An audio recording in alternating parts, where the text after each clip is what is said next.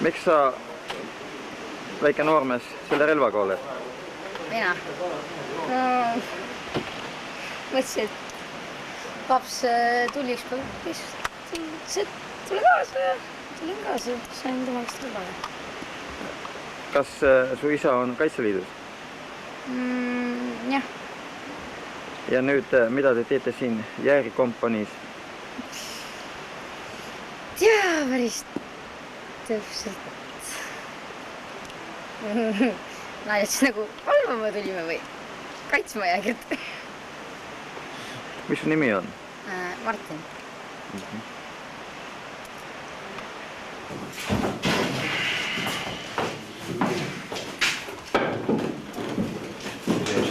Pinges oled, see paistab kohe ekraanidelt välja.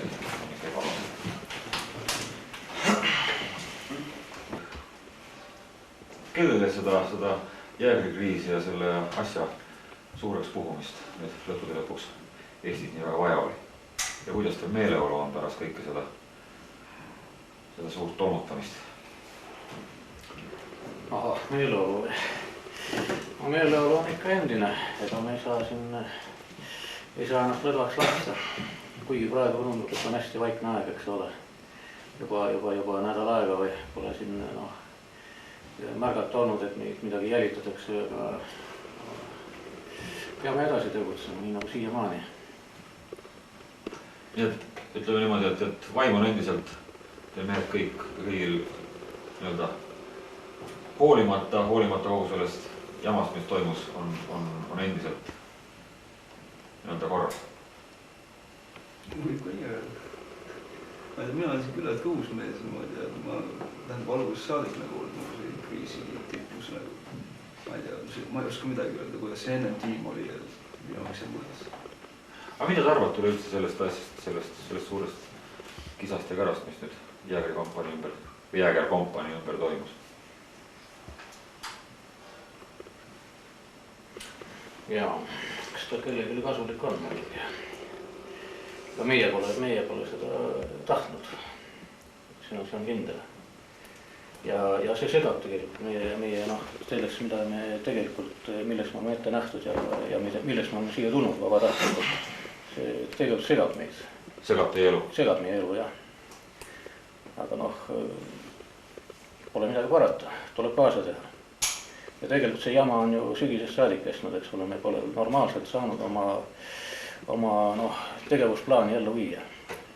See on põhiliselt vastuolu selle ikkagi seltsimeestega, kes on juba siin aastaid tegutsenud, eks ole, tookord küll teiste nimede all, aga praegu nad on samadel positsioonidel enam-vähem ja eks nad püüavad meid igatpidi takistada. Täna korraks topi, ma mõtlen natukene edasi, mis võiks öelda Jüri?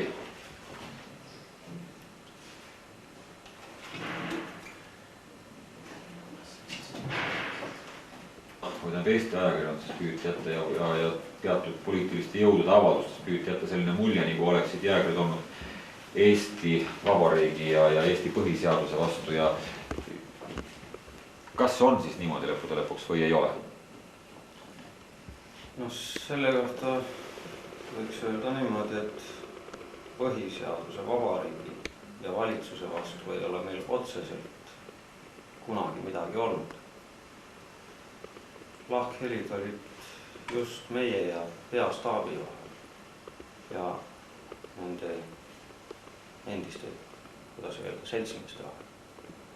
Ja me saame ikka aru, et seda ka, et eks ju valitsus on ka nende mõjusfääri kuigi palju, seal on ka inimesed, nagu inimesed ikka, mõjutatavad. Aga jah, et valitsuse suhtes meil mingid vastuolusid oleks olnud, seda meil pole olnud. Kas te nüüd tagantjärele, tagasi mõeldes selle kriisi ajale ja kõige teravamatele päevadele, kuidas te arvate, kas oleksite ka ise omalt poolt saanud midagi teistmoodi teha, et sellist suurt kriisi poleks tulnud?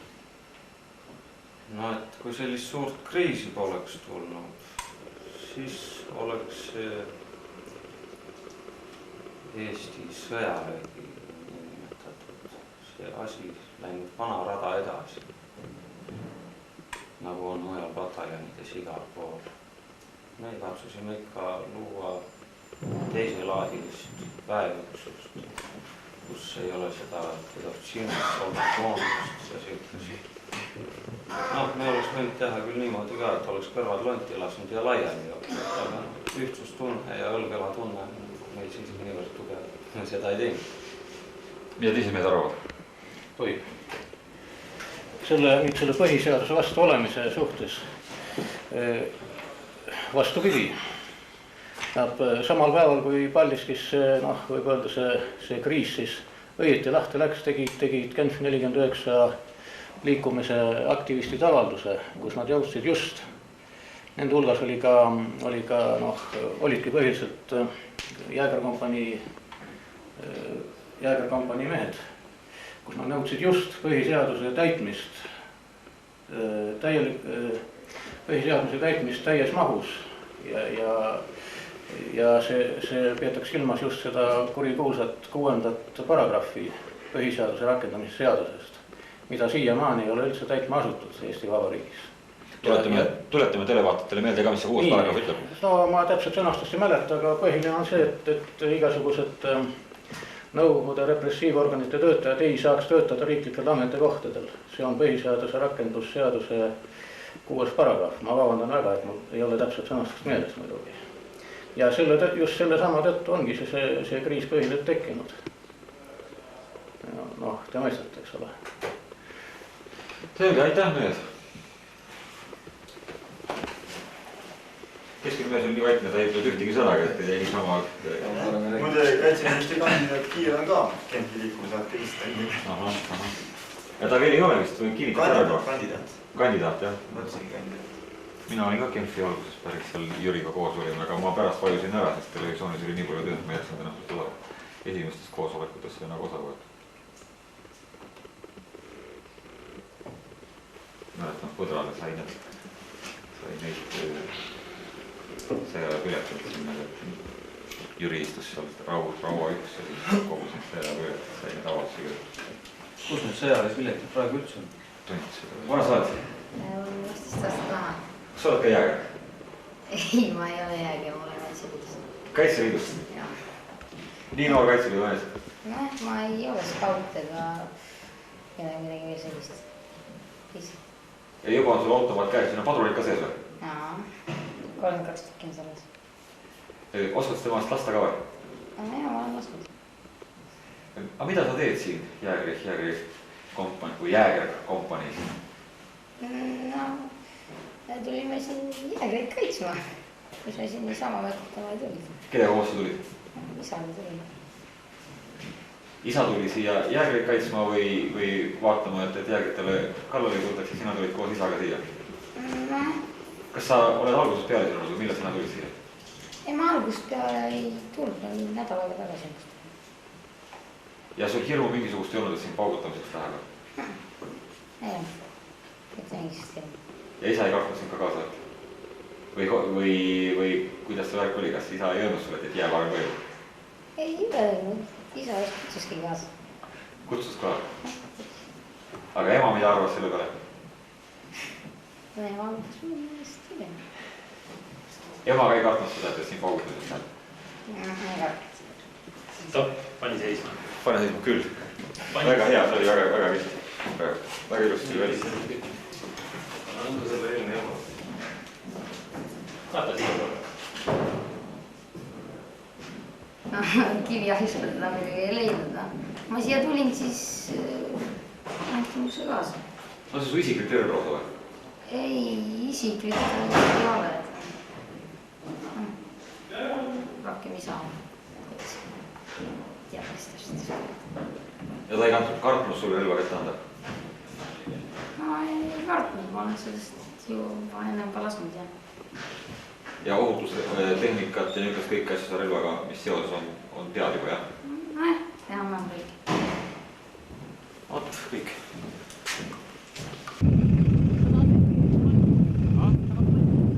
Ma arvan, et läheks Paldiskis tegelikult sealt kõik plaanid. Kas ta olid samast Kalevast praegu teed? Kalevas on see esimesest saab annab, ma ei tea, kus kohast.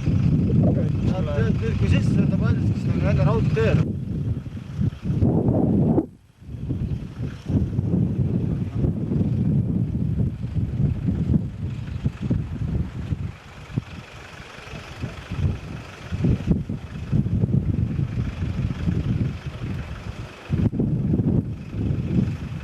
Laskepositsioon, eellaskepositsioon. Mis päeval teie väeosa Jaakompanii, nüüdsest praegu Põhja-Eksik jalaväekompanii Paldiskisse siia sellesse kasutusse saabus? Tähendab, käsu valmistada sellest, et vahetada dislokatsioonipunkti. Me saime esmaspäeval, see oli lihtsalt kuupäeval, ma täpselt ka ei mäleta, 23. augustil kolmapäeval me tulime siia sisse. See oli sama päeval, kui jäägid siit ära läksid, eks ole? Minu andmetel tähendab, me tulime siia sisse pool tundi peale seda, kui jäägid lahkusid siit. Millises seisukorras see kasarm üldiselt teie hinnangu järgi on? Kas sellest saab praegu elada või saa? Jäägid teatavasti vaidsid, et nendele see kasarmu oli täiesti vastunägustus siin elab. No nagu te näete, tähendab, kompanii praktiliselt praegu on sisse elanud siin ja elame siin. Ütleme niimoodi, see ei ole kõige paremat elamustingimused. No, kui me oleme praegu sunnitud niisugust tingimust elada, ma mõtlen, et kompanii täielikult saab elada siin ja täita oma ülesandeid.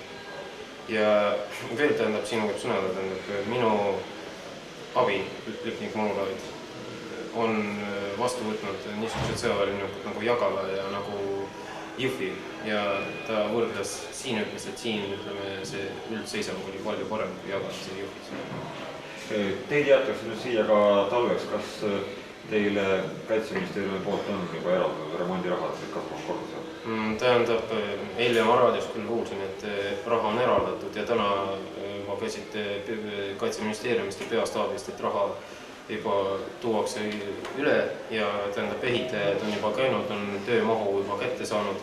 Ja ma olen nendega isiklikult käinud siin kõik objektid nagu üle, vaadanud, mis on esimeses korras vaja korda teha, mis on teises ja töömaht on kõik selge ja tõenäoliselt järgmisel nädalal me hakkame juba tegema, töölised hakkavad oma tööd tegema. Eraldi toon siin. Aitäh! Minu meelest on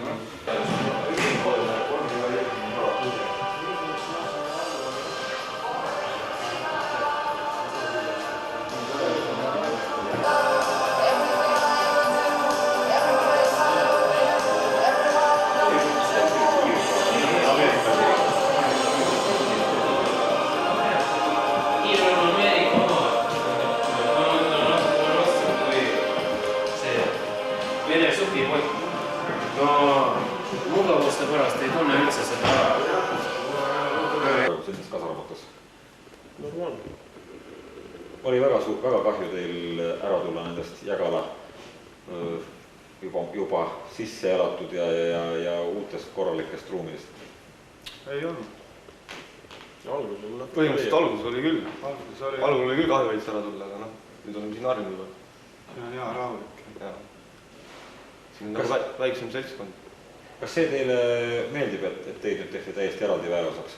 Enne olite ühe suure pataljoni üks kompanii, nüüd olete täiesti eraldiseisev väeosad? No ikka. Meeldib ka hea rahulik. Praegu on teil veel need kalevlaste märgid peal. Neid on teil kahju maha võtta või kui saate oma väeosa embleemi, siis võtate rahumeeli selle keidvalt maha? Ikka jah. Selge, aitäh! Olete natukene kidakeelsed.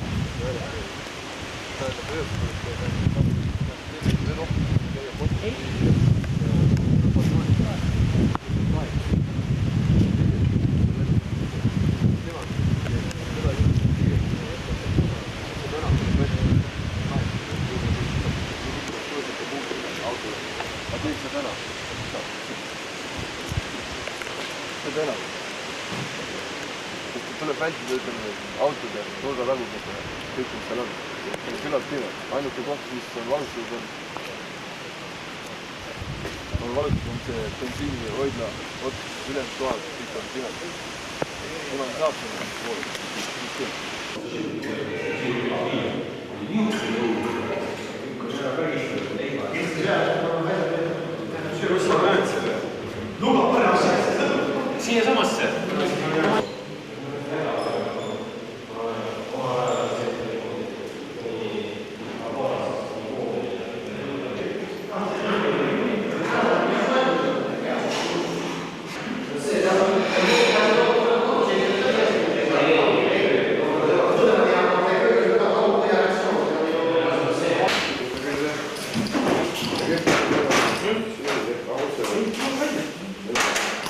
No,